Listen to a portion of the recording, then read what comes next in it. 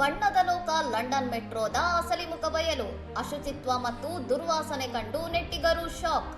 ಲಂಡನ್ನ ಮೆಟ್ರೋ ನಿಲ್ದಾಣಗಳು ಮತ್ತು ಸಾರ್ವಜನಿಕ ಸ್ಥಳಗಳಲ್ಲಿ ಕಸದ ರಾಶಿ ಬಿದ್ದಿದ್ದು, ಸರಿಯಾದ ನಿರ್ವಹಣೆ ಇಲ್ಲದೆ ಇಡೀ ನಗರವೇ ಗಲೀಜಾಗಿ ಕಾಣಿಸುತ್ತಿರುವ ಬಗ್ಗೆ ಪ್ರವಾಸಿಗರು ಅಸಮಾಧಾನ ವ್ಯಕ್ತಪಡಿಸಿದ್ದಾರೆ.